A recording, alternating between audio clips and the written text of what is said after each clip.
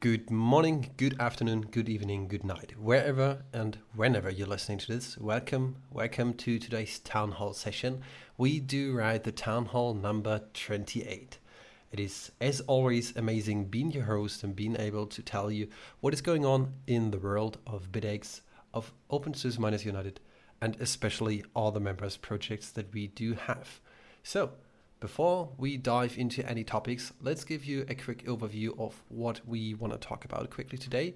So the first things are obviously talking about the latest changes that we did had on the ESP-minor firmware and the releases that we had.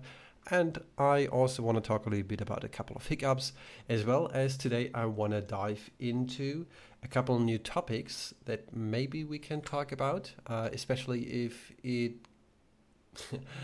you're thinking about ASIC chips that we might want to use or not. So this is going to be interesting, as well as I want to dive into a couple of topics such as our brand new website, and hopefully you guys have checked it out already. You can find it under osmu.xyz, and if you go over there, make sure that you try your luck and find the Easter eggs that we do have in there.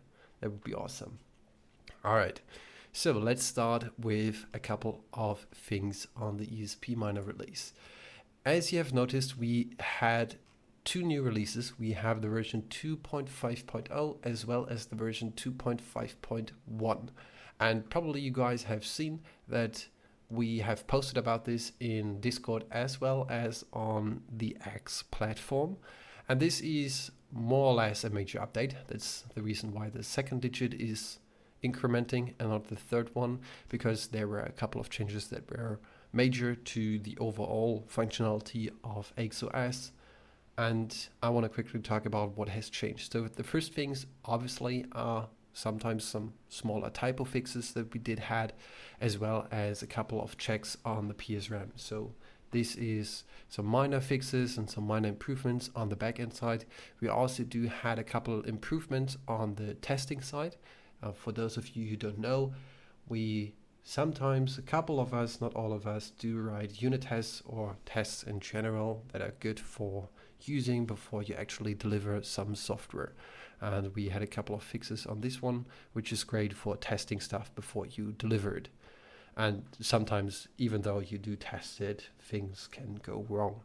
But the biggest thing was, we talked about this in the last town hall, that we fixed the vulnerability, which is the CSRF vulnerability. And what this actually does is pretty clever and also freaking horrifying at the same time. What this does is it allows a website, for example, any website that you like to visit, to inject some malicious JavaScript code onto your PC. And because your PC is stupid, it actually runs this JavaScript code, and it is technically possible on older versions of the ESP-minor to just open up a web page, just browsing through it. Maybe it's a forum or it's a page with pictures or whatever, and you don't think anything is wrong. And in the back end, something malicious is going on, and the JavaScript code could actually inject new Bitcoin addresses or other pool data into your Bitaxe device. And this was freaking. Someone on Discord, on GitHub, pointed this out to us, that there is actually this issue and this vulnerability on the Bitaxe device, and we quickly implemented a fix and delivered it with the version 2.5.0. So if you do not have the version 2.5.0, or even better 2.5.1 on your Bitaxe device, I highly recommend everybody of you to actually update it and make sure that it works. I hope this gives a little bit of an understanding of what the CSRF was. So basically just visiting a website and then something in the backend is going on and it's changing data on your Bitaxe. It is freaking horrifying, to be honest, if you're thinking about it. But nevertheless, it is actually fixed now. And yeah, this is more or less the version 2.5.0, and we had a couple other things as well in there. In version 2.5.1, we addressed another thing. We fixed this issue with CSRF, but what we didn't fix is that if you set up your Bitaxe for the first time, let's say you're a manufacturer and you're testing the product, it is coming out fresh off the oven, and you just baked your beautiful Bitaxe, and out of a sudden you're trying to set it up and configure the BTC address and the pool to test it out. This was not working. And therefore we have the version 2.5.1. So now everything is back to normal. Also for the manufacturers, this one is now working beautifully. And yeah, this is more or less what has happened on the ESP miner releases. You might have noticed that in the last couple of weeks, a couple of people are a little bit silent, including myself. I do have plenty other things to do currently, and I cannot spend that much time on OSMU and checking on pull requests. So therefore, there are plenty of pull requests open that I have not checked or approved or denied or whatever. I'm sorry for that, but I'm currently full of work on other things. Therefore, yeah, bear with me. But that's a good thing, because hopefully this also attracts other devs to be more active and do more things, and then we have other people that could approve changes and push them into our repo. Yeah. But with that, I think we can tune into another topic, which is our new website, which you can find under osmu.xyz. It is a collaboration between Mr. V and me. I was just basically pointing out into the crowd, hey, we're designing a new web page because opensourceminers.com or .org, I'm not sure about the ending, whatever, is down, and the initial host, Sir Epsilon, is we don't know, he's probably having a busy time and it's not really capable of bringing it back up again. So you know what, we thought about it. Now we do have osmu.xyz. It has a beautiful design, if I'm allowed to tell that. I'm not trying to be selfish here, but I do like the design. It's looking good, and the best thing is it's hosted free on GitHub, so therefore this is beautiful. If you want to check out the code, you can just do so under github.com/bitaxe.org/webpage. That's basically the new web page. And while we're talking about beautiful new pages, have you taken a look on the bitaxe.org webpage? If you haven't done so, please grab yourself a Coke, a beer, whatever, and check it out. It is fantastic. It has stylish, new, and really professional features in it. And this was developed by a company called BeMind. And therefore, I want to give a thanks and shout out to them here as well, because the new Bitaxe website just looks amazing. And it also has plenty of new things in the background, because you probably have noticed it sometimes when there is a new reseller or new manufacturer out there, it takes some time before he or she or whoever is available on this website. Now we do have a CMS, a content management system in the back end, and therefore it is better and easier to handle. Yeah, so these new pages are out there, and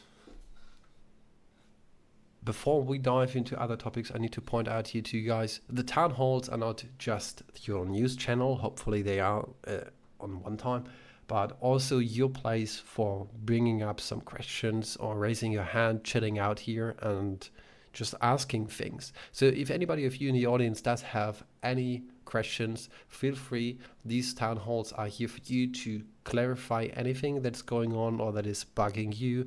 For example, your Bitaxe is not doing what it is. Somehow it grabbed a knife and it is following you. That's not a good thing. So if you do have questions about that, make sure to ask them. All right. What else is going on? You might have seen that, for example, I've posted a couple of pictures and other things about a new device called NerdNOS, and I want to talk a little bit about it. I need to be sure that I'm not trying to do too much advertisement about myself, because I do produce them. But what I want to start with is I want to thank the people that are behind this idea.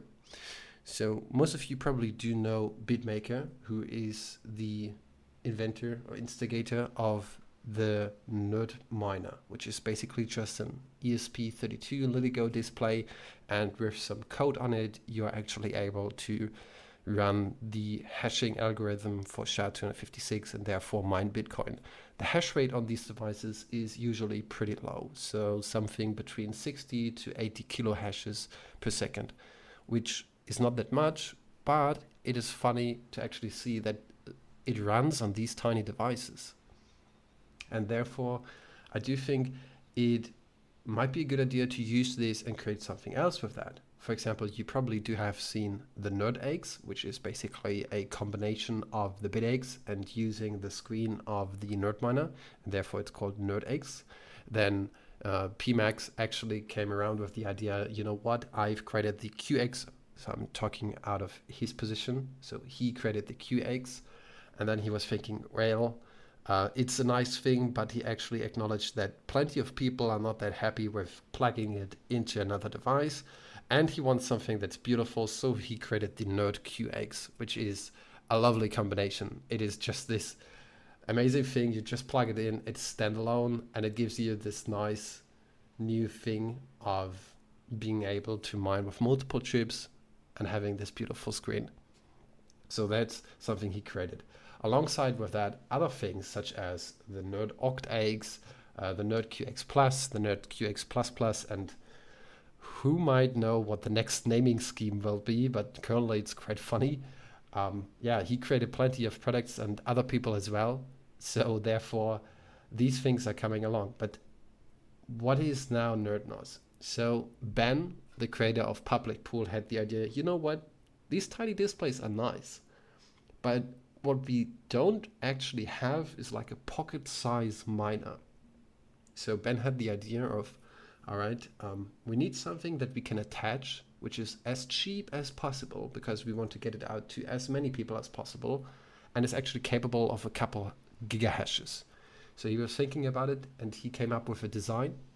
And at some point, it was not really working that well. So PMax stepped into it and was redesigning it into a way which allowed it to actually function. And then the whole software around this was pretty easy to adapt. So PMax did a ton on this. Then I stepped in and did a couple of things.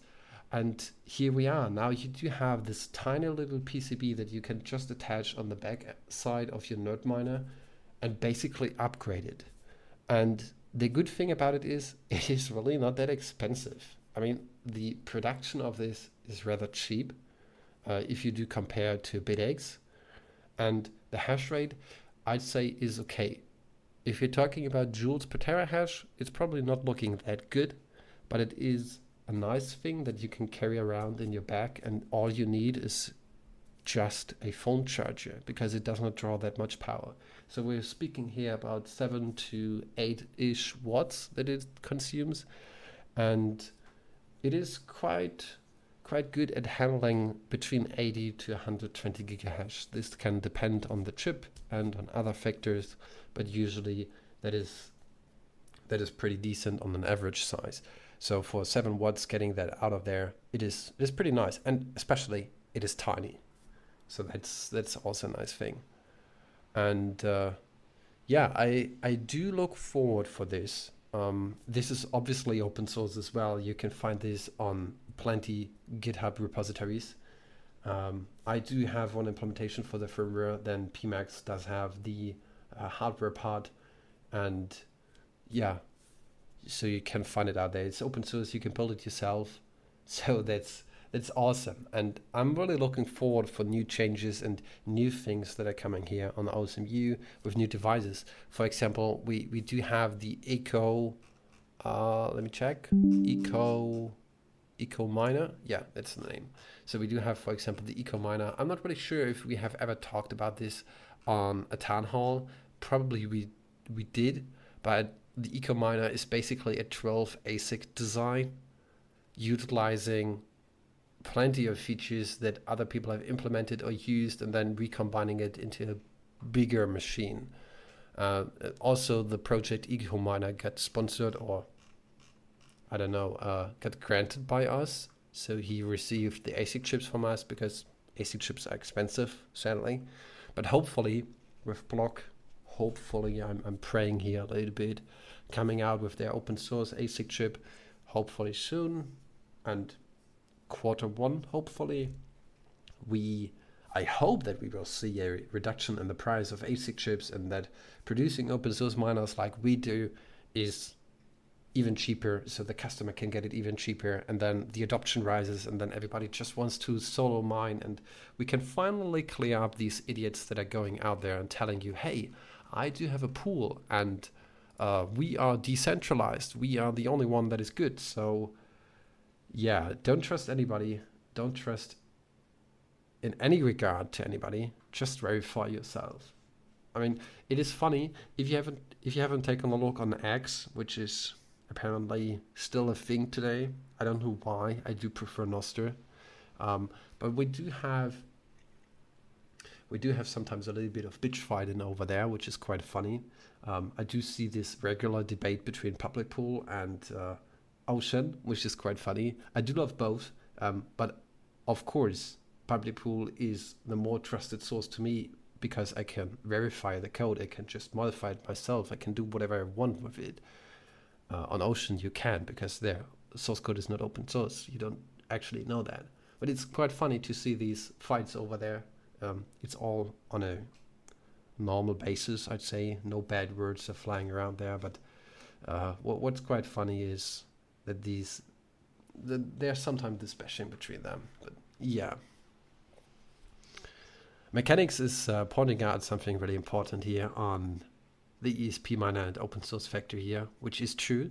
He just wrote ESP miner equals to hardware proprietary, which is kind of funny, because if you don't know this, we do have the Bitaxe, which was instigated by Scott, and then we have the ESP miner, which is the firmware that is running on these devices, and the firmware obviously is open source all the way.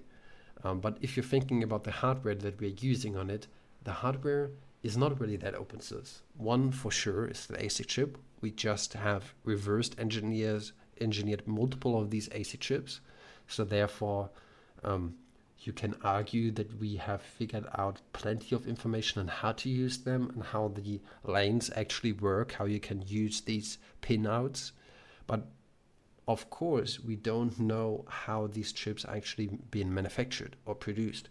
Even if you would know, it wouldn't change anything, because if you do go over to a chip manufacturer such as TSMC and you tell them, hey, I just need 2,000 of these chips, they will laugh at you and deny your offer, because they don't produce these small quantities. So you need a ton of money to actually produce something that is affordable.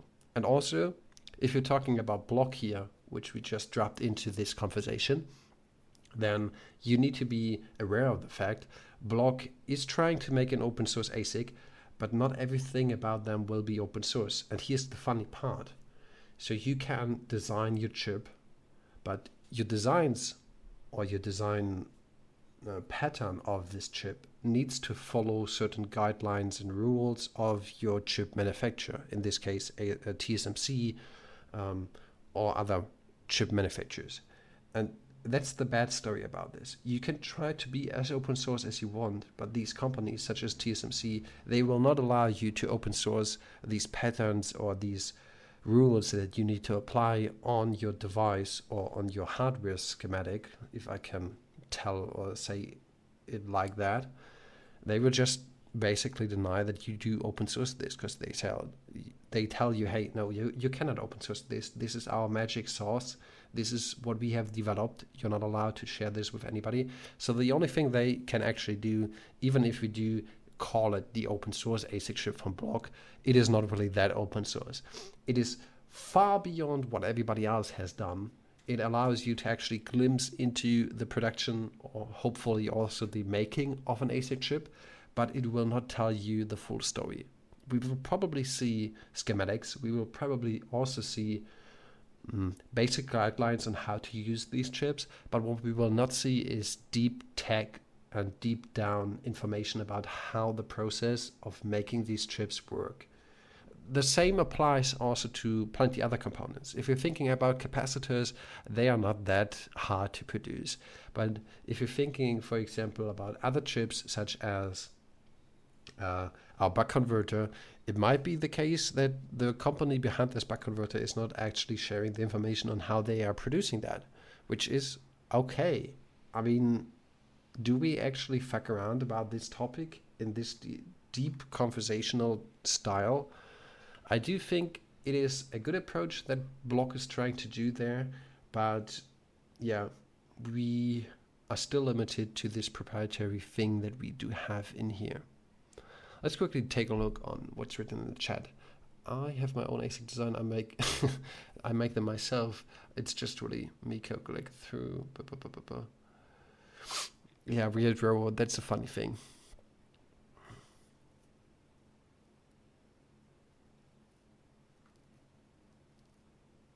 Mechanics is writing there. ESP miner don't even work if you slam an ADS 11580C on it. Forget ASIC tag. Those works on any hardware. Yeah, I mean, it is kind of interesting.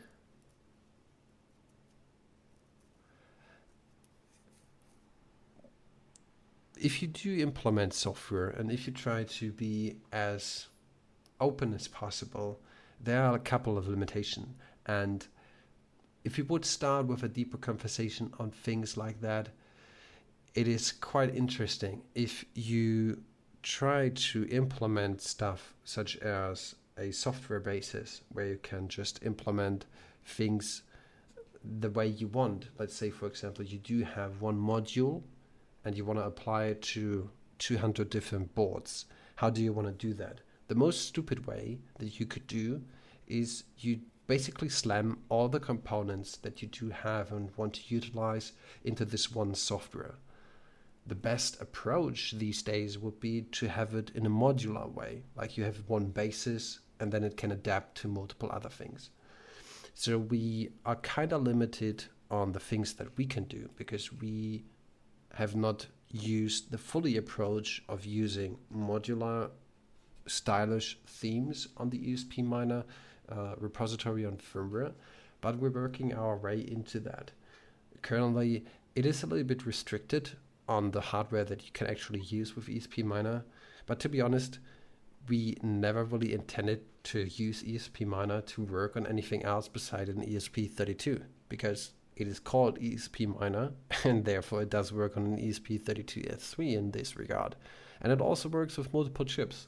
We do have the hex and we do have other parts with multiple ASIC chips.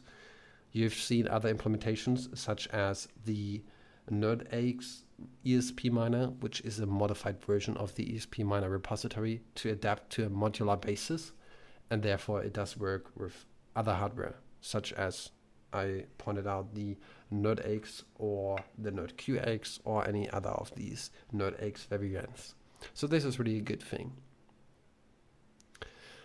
Yeah, Crypto Ives, if you want to jump on the stage, feel free to raise your hand. I'll bring you up here if you think I'm just talking to myself. I mean, guys, as I said, if you do have any questions, feel free to point them out here. Let me quickly go over what we do have here.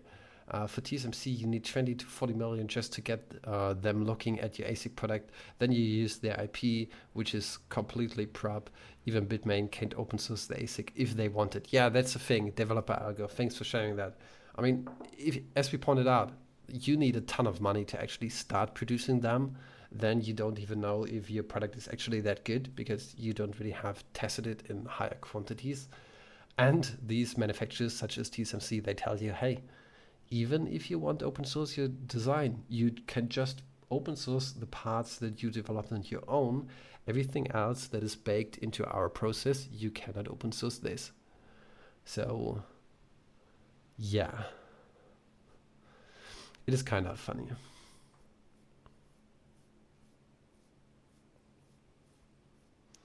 Let's see. When ESP makes a dual core RISC, we can use that and then jump on something fully open. Yeah, that would be great. I mean, we do see that Espressif has this ESP32 with one RISC-V processor. There's also this from Raspberry Pi, the RP2040 or something newer that does have two CPUs on it. One is ARM based and one is USV based. So this is also pretty interesting to look at. But to be honest, we are talking here about embedded systems, and it is not as easy as swapping parts on your PC. Yeah, Scott is pointing out the RP2040 doesn't even have Wi-Fi, so this is a no-go. We need Wi-Fi because we're utilizing it to connect to a pool.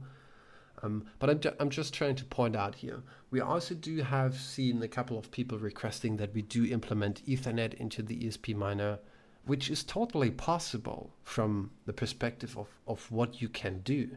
But I mean, grab yourself your Bitaxe, take a look at it, and think about it. If you actually want to slap a ESP Ethernet connector onto that thing, I doubt it. I don't want to do that. Maybe for the bigger versions, like hexes or dual hexes or whatever designs we can come up with.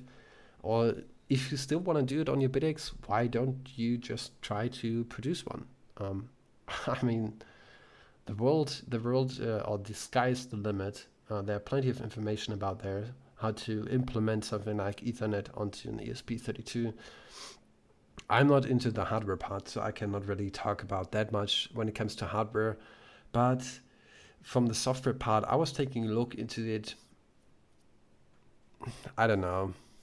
I mean, yeah, it is something that I don't want to take a look at. It's not that hard. It is just stuff to do that is not really that necessary because we already utilize Wi-Fi. Hopefully, also why we're talking about Wi-Fi, hopefully Espressif will come up with a design which utilizes 5 gigahertz Wi-Fi as well. That's quite funny to tell the people, hey, we're living in 2025 and you only can use 2.4 gigahertz. So, yeah. We use Wi-Fi currently, but is there a design where it's not needed? Build it into router. That will be so funny. That will be so funny. I mean, technically, it is not needed. If you do take a look at the QX, which has been developed by PMAX, then it just utilizes USB. So you need a host, which can be whatever you want, like your PC, your notebook, your Raspberry Pi. Use whatever you want, and then just plug in the QX with USB. So this is capable or possible. For the ESP itself and the ESP miner, what we do have on the Bitaxe device, it is in the current state not possible. For one, we don't have the hardware on the board, and for another thing, we don't have the software implemented into it. Both could be done, but from the perspective of developing and going forward with designs that we do have, we're not looking into Ethernet connections for a single ASIC chip miner. I mean, you do guys know that there are bigger miners out there, such as Bitmain miners or Avalon or whatever, and they utilize Ethernet for a good reason. You don't want to have a warehouse full of Wi-Fi devices. So this reminds me of the picture that I've seen of somebody just cranking their whole office with Bitaxes. Scott, you do have the picture somewhere. It would be nice if you post it in the chat. There's one dude who does have like a quadrillion of Bitaxes all in his office, which is insane. To be honest, I don't want to be that guy that needs to make sure that the Wi-Fi is still working. This is, yeah. But anyway, hey Crypto Ice, it's good having you here on the stage. How are you doing? I'm good, buddy. Hello, everyone. It's been a long day, man, out with the kids. It's been a long day, great. What are you up to? You've posted something in the chat. Well, I've done nothing all day. I've been out with the kids, their birthday party commitments, but I've been trying to build a planetary gearbox, which I sort of printed and put together, but I haven't tried it out yet. I need more torque. It looks interesting. Yeah, I was pretty amazed how well the printer performed, and yeah, I'm trying to keep the budget down, but I'm running out of ideas with bearings. I had to buy 3 different bearings for this little gearbox, and they cost like $30. Well, I mean, mind you, there's a lot of bearings in the packet, but I need to quickly Yeah. point out to you guys in the audience. Take a look in the town hall chat. Scott posted the picture of the dude with like a quadrillion of bit axes. If anybody of you wants Yeah. to start counting, I'm not doing that, but yeah, that's a lot What of I'm bit loving on axes. that picture is the Unify access point plonked right in the middle, and that could do about 250 clients, I think, plus. It's doing all I right. mean, per network, you can probably have 255 clients, 254, because you need to Uh, reserve two. But yeah, I think this bad boy can do. I don't know if it's the pro version. It can do 400, 500. I think it gives a different subnet. yeah, you definitely need to start playing around with VLANs, multiple subnets. But on Nexus Point, if this is the Pro model, yeah, you're right. It can probably handle more than I mean, it's 200. impressive on this picture. Just the fact that power supplies. Um, I'm not sure if they all seem on. I mean, they can see the lights, but the cable's pretty decent for the amount of Bitaxes. The cables are pretty managed I mean, or just hidden behind imagine the shelf. walking into your office in the morning. Well, it's like being having this All the like an BDX is ant mine. screaming at you.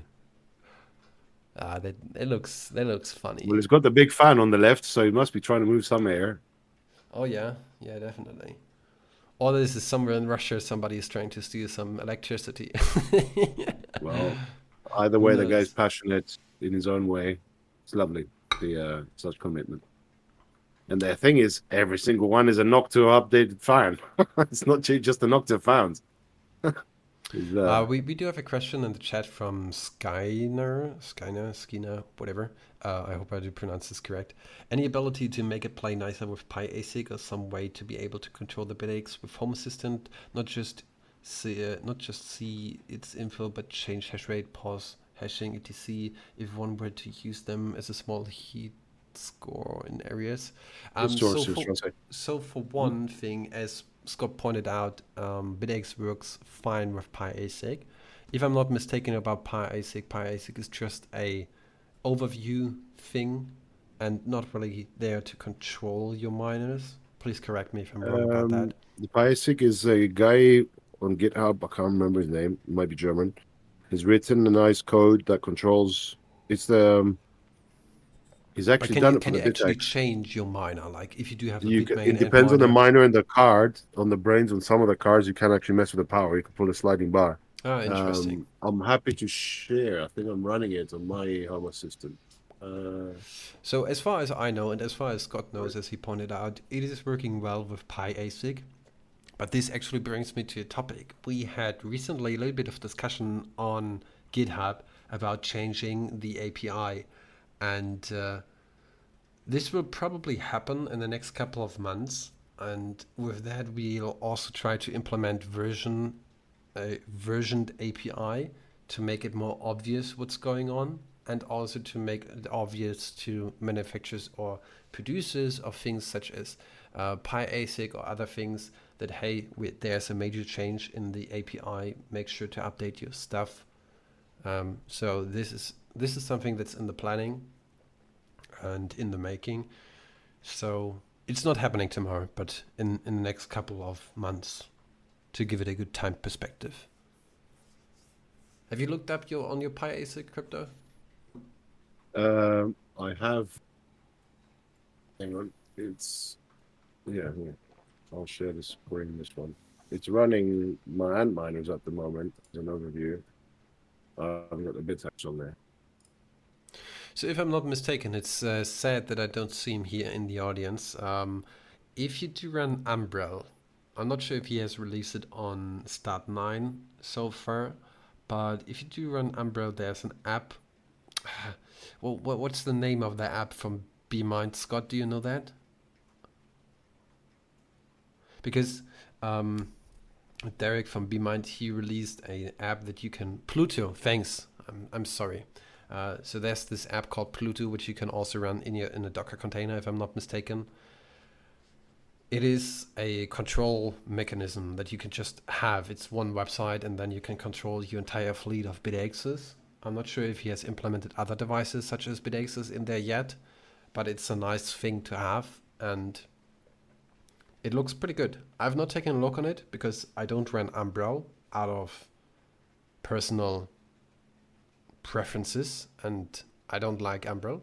I only run Stat 9 or bare metal Bitcoin Core, but whatever.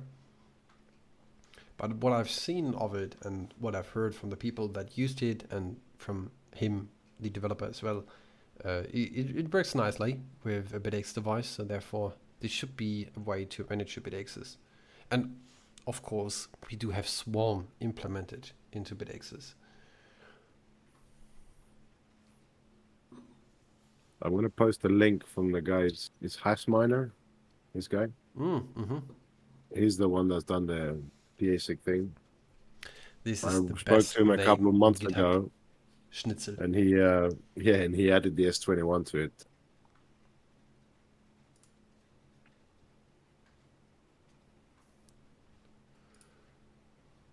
So Hasminer.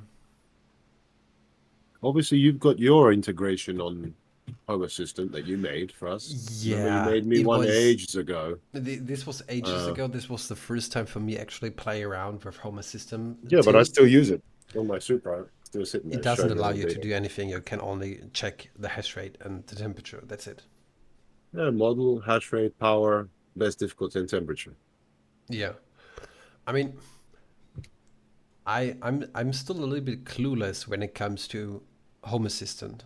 I still don't use it regularly, and I'm more confused every time I use it than I'm pleased with new knowledge. I don't know. Takes a while to get used to it, but I mean, it's my go-to. All my systems are running on Home Assistant. All the mining stuff, cooling stuff, power-related stuff, solar stuff.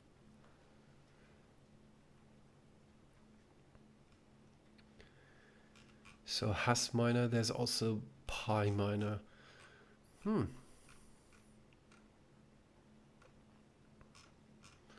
Is there any sort of like installation and usage video? It's not that hard, man. I'm literally in minutes and I managed to get it to work. Okay, so Hasminer is control your brains. From Home Assistant. So with that, you can actually control it from Home Assistant. That's interesting. Okay.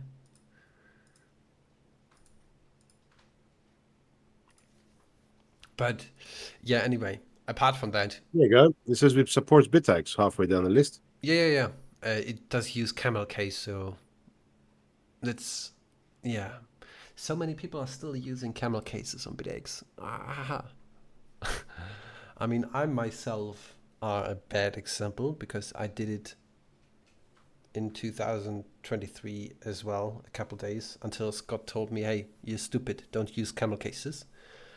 But I was so bad, I created the subreddit and I use camel cases. And you cannot delete subreddits. You can't do that. I got a bollocking from Scott from day one when we met in Germany about the Bitaxe spelling. So I still mess it up occasionally, but hey. I mean, whatever. Bitaxe is a name for itself, and it's a great thing. And it enables so many people to use it, no matter where you are, which is just fantastic. Also, we talked about this earlier in the town hall. Yeah, it's not Bitcoin either. Yeah, that's correct. That's correct, Scott. We talked about miners and usage of them, and implementing a modular design of it. I also want to make sure that a couple of you guys do get a little bit of insight into other projects that are going around, specifically called Bitcard or Bitcrane. The Bitcrane project is actually functional and working. It does require a little bit of tech knowledge, I'd say. It basically allows you to swap out the control board of your Bitmain device from the S19J Pro Plus and upwards, and then just use a USB-C connection to this miner. So it's not standalone. You still need another PC to control than this miner. But you could technically swap out the control board of your Bitmain device, which is good. But it lacks a ton of features and therefore. And there's also the other project, which is called Bitcard, which is, Scott, you're on the stage. Hello, welcome. Thanks for being here. Please tell the people about Bitcard. Hey, thanks for having me. So, Uh, Bitcart is a project that's been in the works for a while, but the idea is it's a Raspberry Pi compute module on an Antminer control board. So you can just run Linux right on the board, and you get all sort of the benefits of the Raspberry Pi ecosystem. It has all the Raspberry Pi expansion headers, USB ports, all that good stuff. It has PCIe. Raspberry Pi just released the Compute Module 5, which is sort of the spin-off of the Raspberry Pi 5. And the cool thing is they make a breakout board for the compute module called the I/O board, and the I/O board is cool because it's open source, and not only do they provide the schematics, but they actually provide KiCad files for it. So it's kind of a matter of taking that I/O board and reformatting it into a minor control board form factor. So that's what I started a while back with the CM4. Now I'm redoing it for the CM5, but I think that'll be pretty cool. You know, you can easily attach a touch screen, or it has Wi-Fi, it has Bluetooth, it has an expansion header, it has a camera module. I don't know. There's all kinds of crazy things you can do. Basically, all the cool stuff you can do with Raspberry Pi, you could do with the Bitcart, and it runs Raspbian. So if anyone's ever played with a Raspberry Pi, it's significantly easier to get up and going on a Raspberry Pi than it is basically any other embedded Linux system. So hopefully people can mess around with it. OG OSMU member Johnny Nine has been working on some software. I think it originally started with PMax, but it's Linux-based mining firmware. He's been using it with the Bitcart, so you would just run it on your computer, connect via USB, and mine to a hash board. But there's no reason why it couldn't run on a Bitcart. So, it's hopefully a pretty expansible system, pretty cool to play with. I hopefully it'll be useful for the heat reuse guys, people doing space heaters. You could attach a thermostat to your space heater. Crazy thought. And then there's actually two other projects that are very related. One's called the Addit board, and that's a tiny little PCB that just clips right onto the top of an Antminer hash board that gives it a USB port. And so you could just plug it into your computer. Like instead of using the Antminer, ribbon cable, you could just use USB. And it runs on the RP2040 chip on it to do that USB to serial adapter thing. And that project was languishing for a long time because I am a lot slower at doing firmware. But recently, one of our longtime members, K1, was like, all right, I'm going to do it, and built a Rust firmware for the RP2040 that does a very good job of converting USB to serial, to I2C, and to GPIO. So that works well on the Addit board. Have you tested it already? Yes, I'm testing it right now. In fact, I think the serial is definitely working. The asynchronous serial is definitely working really well. The I2C I can't get to work, but that might be a problem of my own. I don't know if that's a problem with the firmware yet. Still trying to figure that out, but it's pretty slick. Developing on Rust is pretty cool. Embedded Rust so far. I just can't read it yet, so it's also a little slow going because of that. And then another project is the Ant Hat, which I also made a long time ago. But it's a hat for a regular Raspberry Pi that gives you fan controllers, four fan. You can connect four, Antminer or otherwise fans to it. It also gives you a connector for the power supply in an Antminer. So if you want to control that. The idea being here is that this would be like an easy way for someone to take a regular Raspberry Pi, plug in the Ant Hat, control the fans and the power supply on their Antminer, and then it has the 4 USB ports, which could plug into Addit boards, and so you could get a whole system going. So you can run your own node on your Raspberry Pi. I mean, Yeah, you could Maybe run on your own Raspberry node right Pi on it. 6. I don't know. I don't feel that well about using Raspberry Pi for a node and then producing block templates. I do get the idea why you want to do that, but it's not a good approach. Apparently, the Pi 5 with the NVMe SSD, and I think they have a 16 gig RAM version. Apparently, that works quite well for a node, for a mining node. Scott, I'm not sure if you're aware, but Tony from DTV has just come out. I've got one on the way. It's a sample. It's CM5 board with a 18650 4-stack UPS with a ribbon on the side of it, and then a double NVMe in a RAID configuration underneath for a backup. We're going to start messing around with it, see if we can get the RAID That's to work. cool. That's cool. Has he decided to release that stuff open source or? Yeah. We're literally just trying to. I'm getting a sample over just to see if he's got the guts, because I want to see if I can slap that on the solar bit to do the node and have some spare headroom on the processor to see if we can control the motors and the solar tracking stuff. Save me putting another one in. So yeah, happy to report back when I get my hands on one. Yeah, that's cool. Looking forward to it. A lot of the Linux guys, I'm illiterate with Linux, man, but a lot of the guys are. I think it's running a Ratsa Model 5, the other version of the Raspberry Pi. Or is it Rats? What do you call it, Lars? Raxa? Raxa is not Raspberry Pi. That's a complete different No. company. I know. But it's the same style of CM5, but it's obviously a lot cheaper. That's why they went for it.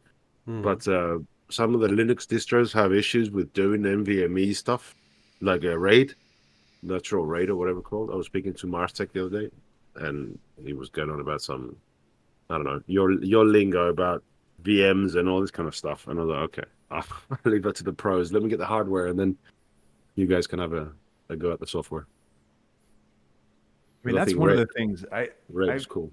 Gotten quite a few of these, like, supposed Raspberry Pi killers, like other single board computers, embedded Linux, and the hardware seems fine. But when it comes down to the software, man, like Raspbian is so much easier. Yep, that's what I found with they have around it. It's badass. I mean, their hardware is an open source, and there's like a Broadcom like binary blob in Raspbian that isn't open source, so that's kind of a bummer. But man, it's easy to get up and running.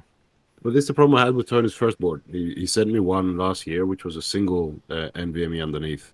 Again, you probably saw it at some point, mate. At the back of the Immersion X tank, it's bolted at the back of the Bitaxe where it was mining to it. It was running a node.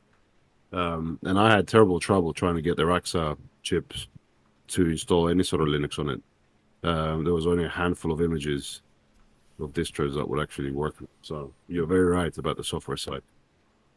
The hardware seemed bulletproof, and if anything, I think it was a little bit more ballsy than the CM4 module equivalent, because that was a Raxa 4 versus CM4. But it was very lackluster on the software.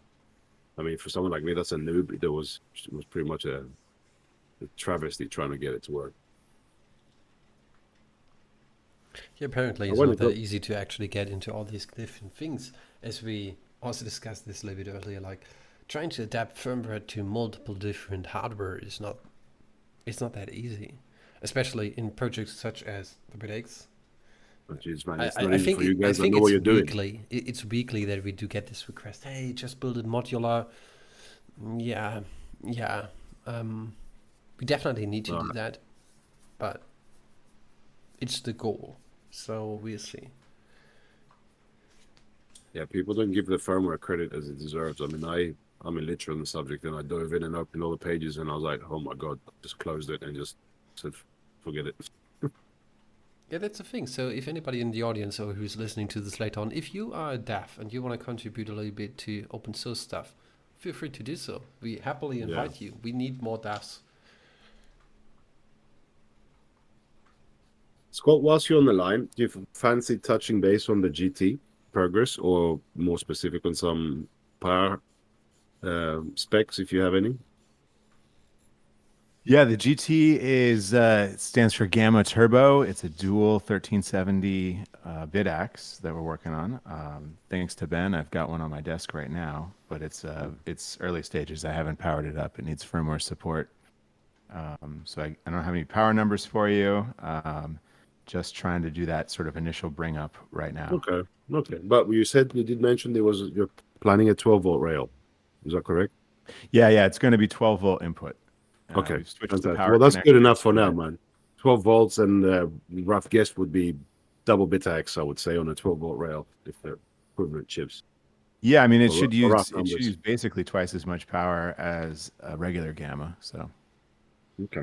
you can extrapolate that out there. Of course, it'll be lower current at the input because it's higher voltage. Sure. But I'm ballparking at 50 watts with an overhead for ancillary stuff to run around it. But yeah, okay. Fans and stuff. Because as we step up the game, people need to realize that they need to step up the game on the fan consumption as well, which will add up eventually. So, Yeah, it uses a bigger fan. It uses a 60 millimeter yeah. fan. Well, it's double the cooling. Then. It's a Double the cooling. slightly bigger form factor too, to accommodate a bigger heat sink and a bigger fan. Nice. I've got one here on my desk. The heat sinks aren't quite ready yet, and so I've got some random AliExpress heat sink strapped to it and an 80 millimeter fan. It looks ridiculous. No, I'm with you, man. No, I'm just thinking out loud because down the line, obviously, if we're going to have a 12 volt, are you planning barrel connector? 12 volt, no, XT30. XT30. Okay, nice. Right, well, Here we go again. Now we're getting to the debate of using toy connectors, huh? No, sorry, XT30's got some juice to it, man. Yeah, I know. I'm happy with that. I've got a shit ton in here. I've got tons of them laying around. No, I'll just make sure I slap a 12-volt rail in the solar bit, man. Because if people down the line want to use the 12-volt power supply, I might as well have double the different outputs for the solar plebs. Yeah, we had to change I was sort of no, it's a good move. 12 volts, good move. Loudly advocating for changing the power connector because if we use that same sorry, what was it? It's 2.1 millimeter barrel connector. If we use that same one, I'm gonna fry all my Bitaxes because I have like just a mess of cables on my desk and power supplies. That's one thing. Well, the 12 volters, I learned the hard way when I did the Emergex. It's a 2.5 middle core, so theoretically you shouldn't be able to shove a 5 volter on it, or vice versa, whatever it is, or 12 volter into a 5 volt. But I managed to do it because I bought the raw connectors. Yeah. So no, any connector, man. As I said to you earlier on the post that I exchanged with you, I'm not bothered. Personally, I'm not bothered whatsoever about what connector you use, as long as we try and accommodate a little bit of extra padding. I know it's real estate is always tough, but I think the 400 series that I was messing with at some point didn't have much room on the top, but right under the connector there was a nice healthy little pad for the plus and the minus to attack. The 205 series was legit; it had room for wherever. And then when I messed with the gamma, I was literally the gauge of wire I wanted to attach to the only way I didn't want to rip the connector off, so I wanted to leave it plus add like I did with the rest. And the only place I could do is literally just skim the side of the connector where it was a tiny bit of exposed metal on the connector more than the pad. And it took some good heat to get it, and at the end the connector started deforming because I could feel it moving. So yeah. It was a bit, but that wouldn't be a problem if it was a thin wire, because obviously I'm trying to punch a hell of a lot. For the standard user, that's not a problem. I mean, they wouldn't even have to change the connector. But for me, that I was trying to shove 50 watts into it, I needed chunky cables. I think they were like, goodness, 14 gauge or something like that. So there was not much room for me to make a blob whilst trying to hit that cable up and not wipe the connector with it. So it worked in the end. A bit of perseverance and a bit of funny angles. But yeah, if we can think of, I don't know, a little generous pad anyway, even if it's a trace somewhere else I can feed it, but ideally in the connector because the traces are thick from there on. So just thinking out loud, bud, just for the hackable side of it. I know, and Ben's told me before, some things really do help with the production and the procurement of parts, which absolutely makes sense. I mean, the first Bitaxe and the Bitaxe Max, the early ones had just big fat spade terminals. That was fucking awesome, man. That was you just open that up in KiCad and copy paste it onto the new Bitaxe, and you're good to go.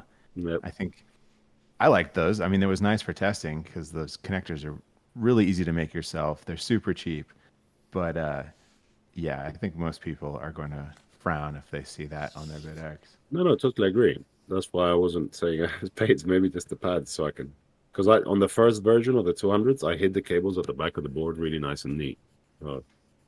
Um, but anyway, either need the 12 volt either way, as long as you give us a little bit of space somewhere next to the connector or under it to solder something on, or whatever connector it is. If it's an XT, I don't need to solder stuff, man. Yeah, I think you Just like make this. sure. Are you using the? I presume you're going to use, or I assume you're going to use the XTs that are surface mount, right? We have not found a right angle surface mount. So if you know of one, let me Let me know. have a look because it might be because this is what I was going to get to. I have seen them, but they are XT connectors can be notoriously hard to unplug if you're not pulling it straight. And it's quite easy to rip it off the board if someone tugs on it the wrong direction. It's not a barrel plug just to slide out. It needs some good force I because they're think you'd make designed to Ben lock. very happy if you found a surface mount XT30. It has to be a right angle one, but Right. And, yeah, okay. if you find one of those, I'll have a look because I've got a big stash of them, man, from the drone days, and I had some toys that had them soldered on a circuit board, and I recall it because I yanked one off and took the traces clean off when I was I think I either dropped it and grabbed the cable and it just annihilated the connector off the board or something like that. But I'll have a look see if I can dig anything out there, either the stash or find old orders parts. No, they're good XTs. So one thing that's currently going on in the chat here is quite funny. If you're looking into AC chips, it's becoming currently quite hard to actually do get these chips. I mean, probably it is really complicated to get onto any AC chips, but especially it seems like on the 1368, which comes a little bit up to my idea about the 1368, because if you do take a look on the release dates of the 1368 and the 1370, it, to my opinion, becomes quite obvious that those are probably the same chips in one way or the other, and one is just behaving a little bit better than the other. You could argue about that, probably, but we do know that Bitmain is really great when it comes into binning of AC chips, and yeah. I mean, it seems like getting onto some of these ASIC chips is currently really, really hard. So, I mean, it's quite funny that we do get these questions regularly about people like, hey, where can I get ASIC chips?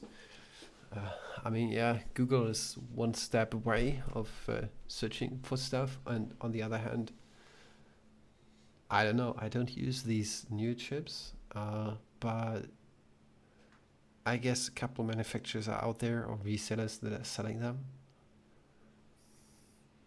Scott, you're looking for non-through hole ones, Yeah, surface mount, fully surface mounted. right Okay. angle. Yeah. So we do have one here, male. which is an XT30, right? Yeah, Yeah, no, I it's think I XT30. remembered mine were through holes like this, the ones like the link the dude sent, and I'm looking at them as well. Yeah. Yeah, I mean, that's nice and strong. It's going to be well soldered to the board, but I think, Yeah. you know, if at all possible, manufacturers would like surface mount because it's kind of a separate process to do through hole soldering.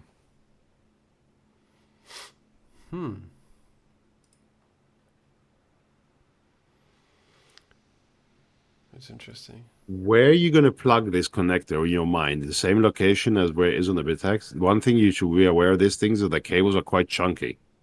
And they hate, because they're like fixed lengths, when you try to bend the damn thing, the inner curve and the outer curve are a bit all over the place, and they tend to pull on themselves. So they're quite unwieldy for tidiness, FYI. I mean, I just throw them into the cable route, but yeah, those cables can get chunky, dude.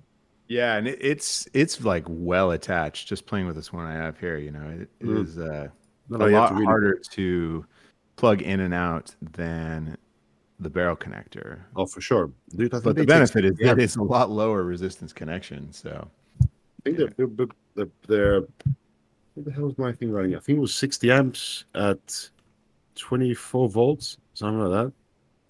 They could take some serious chunk.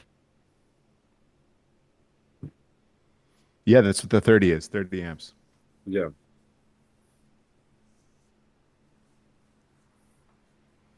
Yeah, no, you're right. They are quite solid well because, as I said, when I dropped mine or whatever I did, I remember because I took the tracks off with it.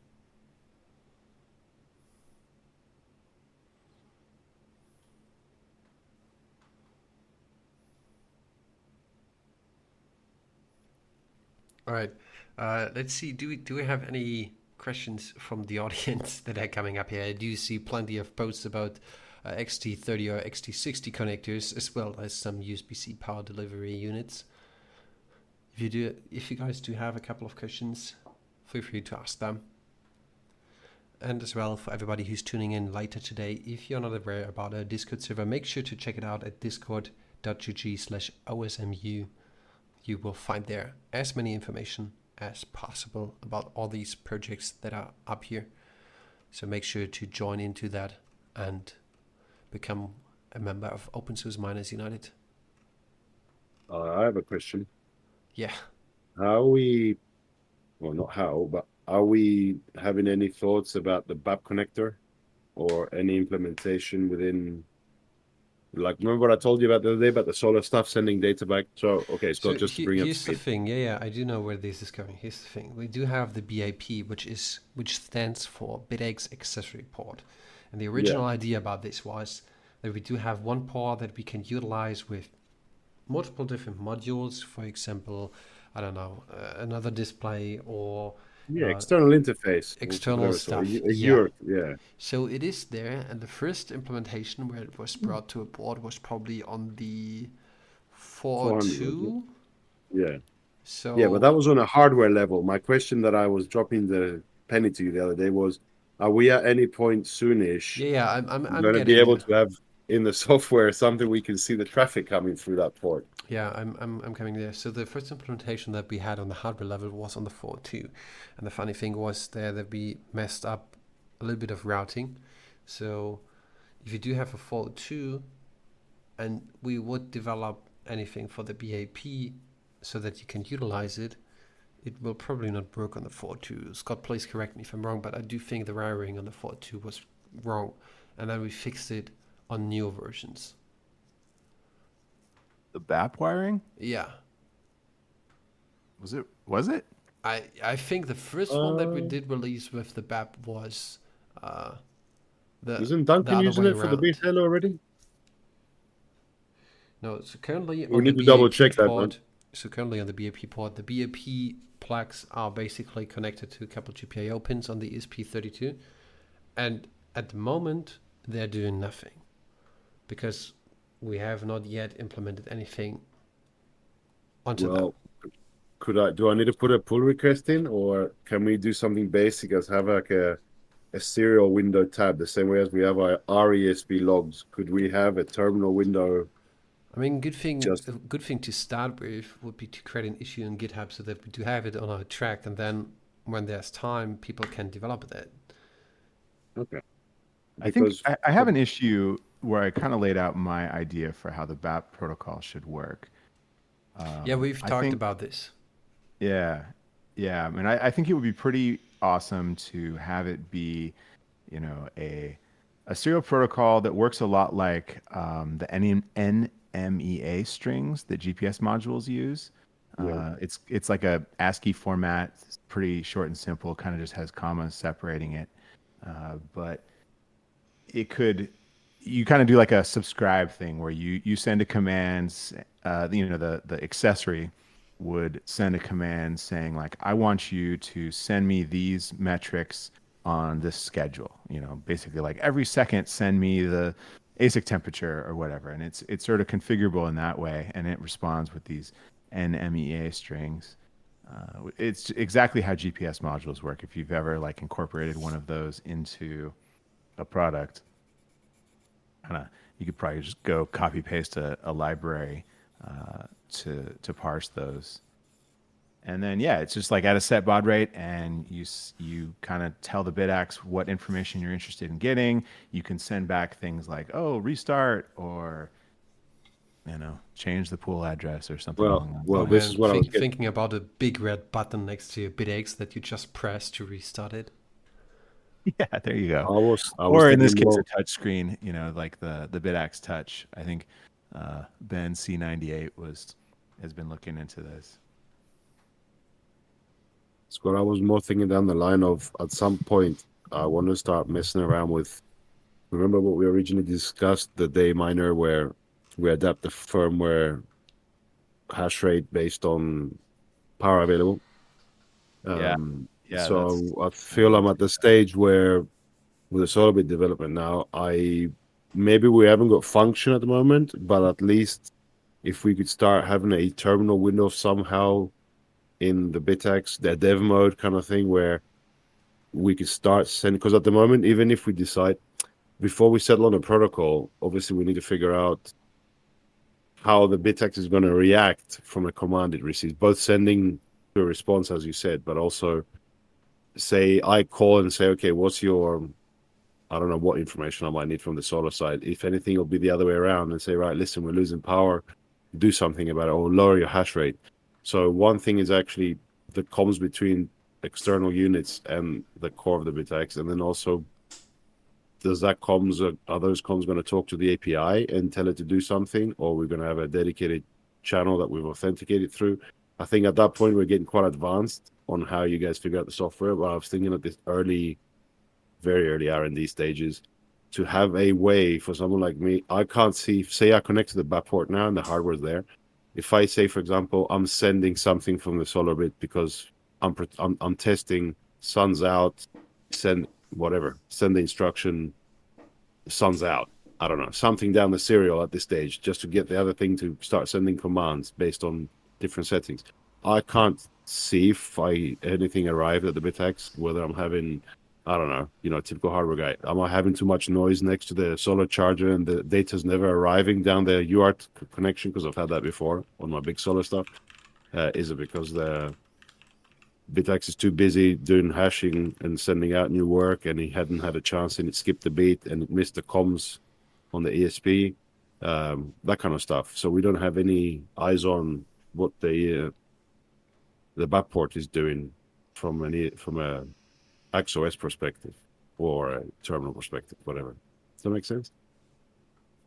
I think, you could imagine a mode where you just disable XOS, right? So that's not even taking up any processor time, I guess. That'd be kind of slick. Not, we'd have to figure out how to work that into ESP miner, but if you're like, Yeah, no, no, you're I'm getting just going to advanced. use the BAP, like, Yeah. you don't need you don't need XOS for anything. Does the XOS take resources even if we're not logged onto it? Yes. Okay. Because I'm thinking if you've got It a field uses way unit, less if you're not a little bit Yeah, less right. if you're Not as, not. definitely not as much. I Yeah. mean, yeah, because it I takes think code space. it'd be useful. I mean, even if there's a field unit, the user might want to go and check on it and look at the XOS. I'm thinking about bolting an NRF24 module on Yeah, the that would solar be a bit for way. extended range. Or just some sort of Wi-Fi module or anything else. Yeah, I was thinking of making an NRF24, which is basically a long range 1 megabit Yeah. connection. You get up to a mile, and then you go just have the host unit at home, which talks to your home Wi-Fi and just jams it down the NRF24 module and out to the solar bit. And then the Bitax talks to it there locally. But I wanted to sort of have the way to start sending instructions, solar instructions back. Like we've got no power, we're about to shut down, start terminating your job instead of just cutting the power. Maybe get it to finish what it's doing and then cut the power and do a proper shutdown. Any of these features really. Yeah, I mean, I think there's ways to do all of that. I know Wanklu did some work into changing the frequency faster. I think we can do that now on several of the ASICs. Nice. So that'll be nice to test to see if we can send an instruction through the backport to actually tell it to do that. Yeah, there's just one thing. I messed around just to get it out and working with multiple different versions. Mate, I even if it's just a normal slow version of the frequency we No, have, ramp up, it ramp is down. working. It is just not properly integrated. And I was working on it. I do have a branch on the ESP Miner repo for this, which is called I think like simplifying or something else like the ASIC frequency change. So there's a branch for that. Mm, They've worked on nice. to That figure out a couple of issues that are implemented with the original frequency change. So it's not working that well. Well, the I, next new question is, how can I tell the BAP port to change the frequency? Is that possible? Instead of doing it through Not the currently, but iOS? that's the idea, is technically, that there would be a yes. protocol available to do everything on the Bitaxe over We the need to BAP port. develop it. Yeah. So it won't listen to basic API. Is it not? The I'm BAP being currently ignorant. does nothing. So when the Bitaxe receives something on the BAP port, that just goes to a random GPIO. It's not on its actual UART of the ESP. The ESP is pretty sweet in that any Any of the pin can be peripherals set. can be mapped to any of the GPIO Yeah, yeah. pins. That's what I've done in the solar bit. I picked some hefty ones in the corner, but um, we just need to code it to tell it to listen to those two pins as a serial. Yeah. Well, and to parse incoming serial and send stuff outgoing serial, like, Okay. turning those pins into a serial port is the easy part. Making the sort of BAP protocol and implementing that in AXOS or in ESP Miner is the harder part. Okay. Yeah, but with Yeah, that But it that's being shouldn't be all said, that hard, right? We have all these functions that go from sort of ESP Miner to AXOS via the web server and the API there, right? It would be a very similar interface to get all of these functions to the BAP, to the BAP protocol. I don't think it'd be all that bad. with Yeah, that being mechanics said, we just do ask you a have question. definitely plenty of things to do, and there's always something that we can think about it. If we do not Yeah. have any more questions from the audience or from anybody else, I'd like to close down today's town hall session and move forward with the next one in 2 weeks. I mean, I just want to give a shout out to Mechanics. He's been promoting, put it one way, a much more modular version of AXOS that would make things like I'm doing today a lot easier, which is bringing up new hardware. I fully think that would be fantastic, right? So the ESP miner could easily support different ASICs, right? That's one of my big goals for 2025 is to be supporting newer ASICs. So I think making ESP miner less proprietary, sort of in the source that in the sense that it's hard coded to one specific ASIC, making it so that it's easy to put in modules to support different hardware, whether that's different ASICs, different fan controllers, temperature sensors, displays, all that good stuff. I'd love to get all that in there. We kind of have to do it while running. We need to put a new trunk in the car while driving. So it's a challenge, but maybe we can do it. Yeah, especially you're trying to develop something, let's say one new feature, and then it rips off exactly what you're currently trying to change. Yeah, so that'd be cool. I mean, there's a contingent of people working on a Rust firmware for ESP Miner, K1, Nebula, some other folks. From what I've seen of Rust development, just briefly, it seems just so much more modern and easier to do. There's a lot of libraries, for better or worse, that you can pull in. So, and it's object oriented, so it would making this whole thing modular a lot easier.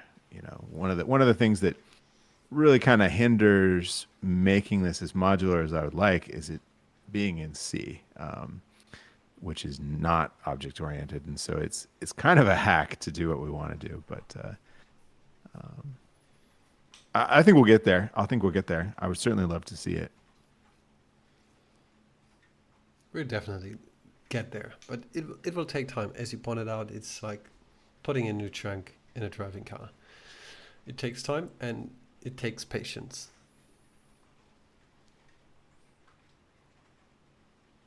All right, with that being said, I do thank everybody for being here in the audience, and I do hope that we've clarified a couple of questions. If one of you is under the ones that have asked a couple of questions, we do have one last question. Is ESP32 different than XOS? Yeah, ESP32 is hardware, and XOS is the software running on the ESP32.